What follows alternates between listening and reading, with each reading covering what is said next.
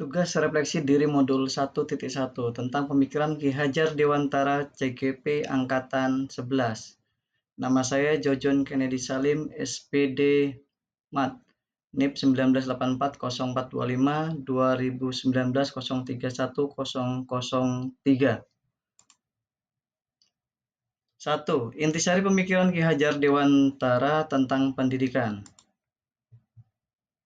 Ki Hajar Dewantara mengungkapkan, pendidikan dan pengajaran merupakan usaha persiapan dan persediaan untuk segala kepentingan hidup manusia baik dalam hidup bermasyarakat maupun hidup berbudaya dalam arti yang seluas-luasnya.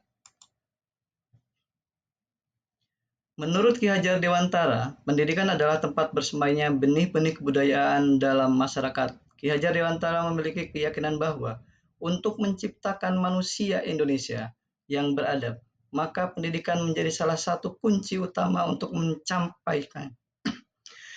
Pendidikan dapat menjadi ruang berlatih dan bertumbuhnya nilai-nilai kemanusiaan yang dapat diteruskan atau diwariskan.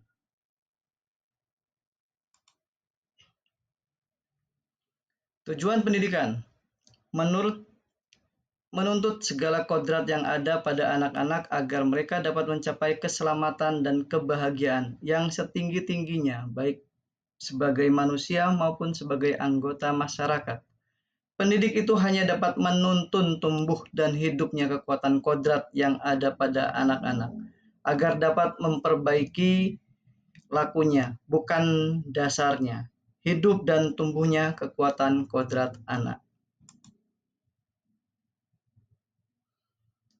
Ki Hajar Dewantara juga mengibaratkan peran pendidik seperti seorang petani atau tukang kebun. Anak-anak seperti biji tumbuhan yang disemai dan ditanam di lahan yang telah disediakan.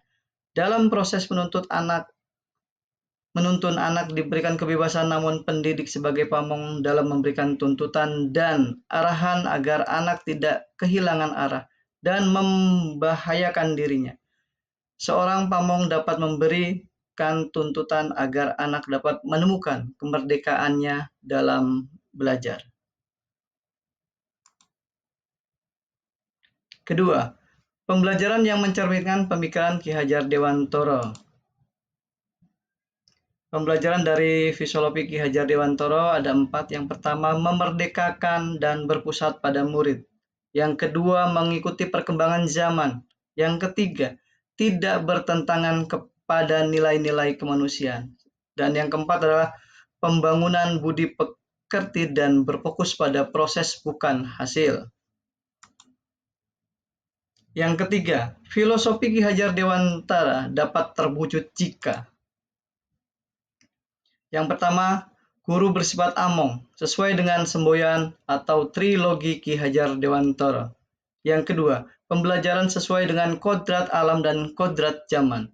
Yang ketiga, kemerdekaan dalam memilih metode pembelajaran dan evaluasi. Yang keempat, konsep pemikiran Ki Hajar Dewantara di kelas. Penerapan di kelas, sistem among dan memberikan kebebasan kepada peserta didik menemukan sumber belajar seluas-luasnya untuk menemukan pengetahuan baru, baik secara individu maupun berkelompok. Yang kedua, mengikuti perkembangan zaman dengan berbagai pemanfaatan iptek pada proses pembelajaran melalui platform yang menarik.